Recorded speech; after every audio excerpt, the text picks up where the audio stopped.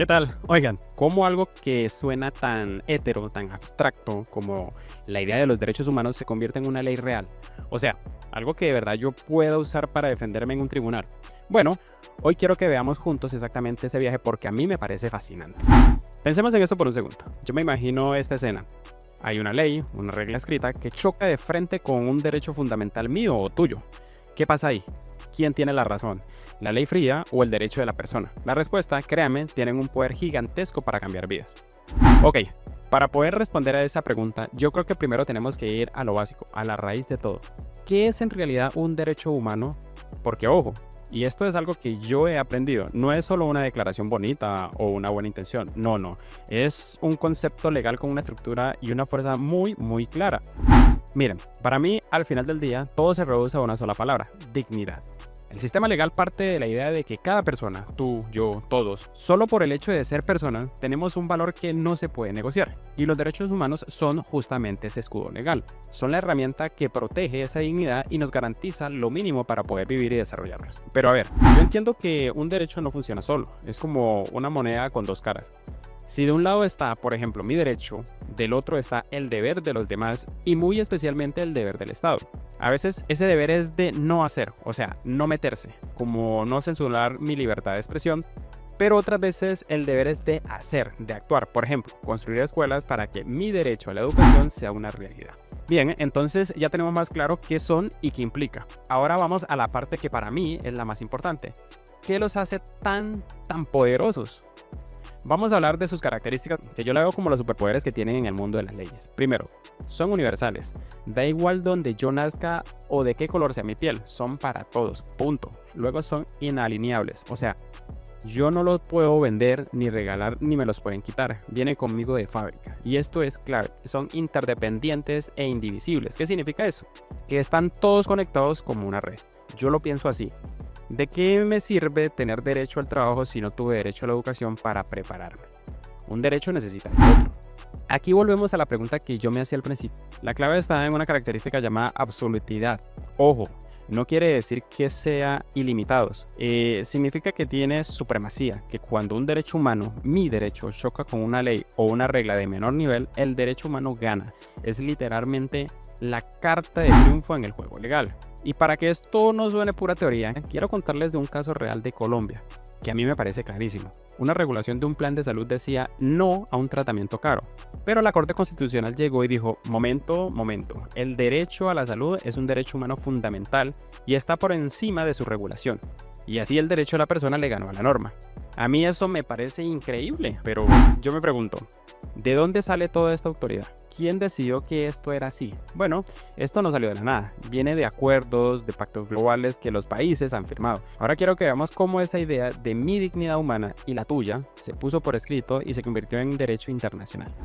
La historia, como yo la entiendo, empieza en 1948 con la Declaración Universal de los Derechos Humanos. Pensemos en ella como la primera piedra, la inspiración, digamos.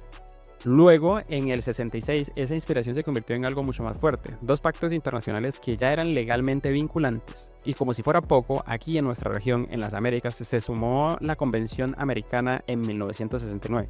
Yo lo veo como ir construyendo un edificio, piso por piso, cada vez más sólido. Esos dos pactos del 66 son como los dos grandes pilares de todo este sistema. Uno es el de los derechos civiles y políticos, mi derecho a la vida, a la libertad de expresión, y el Estado tiene que respetarlos ya. El otro pilar es el de los derechos económicos, sociales y culturales, mi derecho a la salud o a la educación.